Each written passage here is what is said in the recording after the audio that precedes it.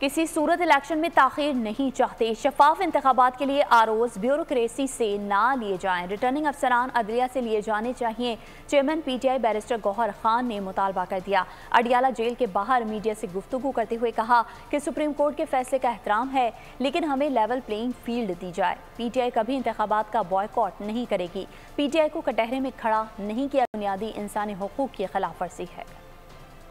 PTI की कभी भी कोई ऐसी कोशिश नहीं रही है कि इलेक्शन एक दिन भी डिले हो, तो उसमें हुकूमत और हुकूमती नुमाइंदों के ROs और DROs के जो रोल है वो नहीं होने चाहिए। सारे रिटर्निंग अफसरान जुडिशरी से होने चाहिए ताकि इलेक्शन आपके फ्री एंड फेयर हो जाए। सुप्रीम कोर्ट का आप आफ्टर ऑल फैसला है तो फाइनल फैसला सुप्रीम कोर्ट का होगा, उसका एहतराम किया जाएगा और उस फैसले को मनोअन तस्लीम किया जाएगा और उस पर अमल दरामद होगा।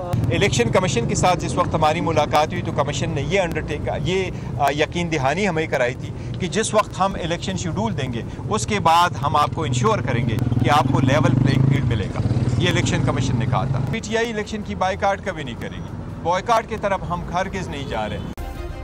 सब्सक्राइब करें और बेल दबाएं ताकि कोई खबर रह न जाए।